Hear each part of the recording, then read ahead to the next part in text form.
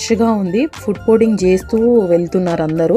Festival season కాబట్టి platform కూడా చాలా రష్గా ఉంది. ట్రైన్స్ అయితే ఇంకా రష్గా ఉన్నాయి. బట్ ఇలా ఫుడ్ కోర్టింగ్ చేస్తూ అస్సలు వెళ్ళకండి. ఎందుకంటే మీరు స్లిప్ అయి కింద పడ్డారంటే చాలా డేంజరస్ ఇంజరీస్ అయితే అవుతాయి. ఈ ఫెస్టివల్ కాకపోతే నెక్స్ట్ ఫెస్టివల్ చేసుకోవచ్చు. బట్ ఒకసారి ఫ్యామిలీస్ గురించి ఆలోచించి ముందే బుకింగ్ చేసుకోండి, లేదంటే ఆల్టర్నేట్ ఆప్షన్స్ చూసుకోండి. సో మా ట్రైన్ అయితే టైంకి స్టార్ట్ అయ్యింది. మేమైతే స్నాక్స్ అన్నీ తీసుకొని వెళ్తాము ట్రైన్ జర్నీలో. సో స్నాక్స్ తినుకుంటూ బయట విండోల నుంచి వ్యూస్ చూసుకుంటూ మేమైతే ట్రైన్ జర్నీని చాలా బాగా ఎంజాయ్ చేస్తున్నాము. నేను మా ప్రవ్య ఇద్దరము. ఒక ట్రైన్ జర్నీ అంటేనే మాకైతే ఎంజాయ్మెంట్. సో ఇప్పుడు మా ట్రిప్ గురించి డీటెయిల్స్ అయితే చూద్దాం. మేము హైదరాబాద్ నుంచి ట్రిప్ అయితే స్టార్ట్ చేస్తున్నాము. అక్కడ నుంచి ఫస్ట్ స్టాప్ వచ్చి మాది బెంగళూరు అనమాట. సో బెంగళూరులో మార్నింగ్ దిగి ఫ్రెష్ అయిపోయి 1 డే బెంగళూరు మొత్తం చూసుకొని అదే రోజు నైట్ కోయంబత్తూర్కి ట్రైన్ అయితే ఉంది.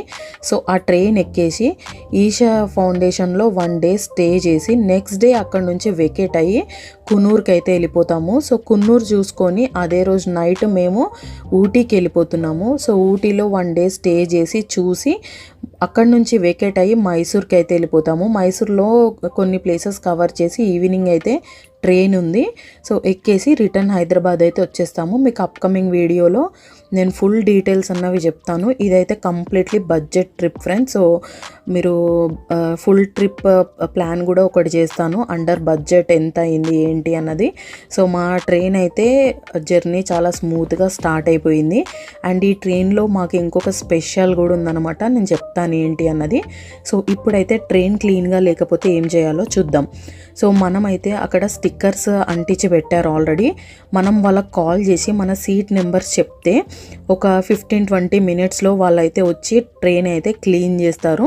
సో ఈ ఆప్షన్ అయితే యూటిలైజ్ చేసుకోండి కంపల్సరీగా.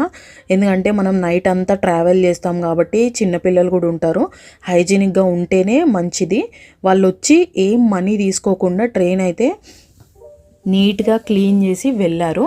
సో వాళ్ళు ట్రైన్ క్లీన్ చేసిన తర్వాతనే మాకైతే చాలా కంఫర్టబుల్గా అనిపించింది. ఆ డస్ట్లో అంత బాగా అనిపించలేదు, ఎందుకంటే ఇది సోర్స్ స్టేషన్ కాదు కాబట్టి ఆబ్వియస్లీ అలాగే ఉంటుంది. సో ఈ ట్రైన్లో మాతో పాటు స్వాములు కూడా ట్రావెల్ చేశారు ఫ్రెండ్స్. సో ట్రైన్లో ఈవినింగ్ అరౌండ్ 8 o'clock వాళ్ళైతే పూజ చేసుకున్నారు.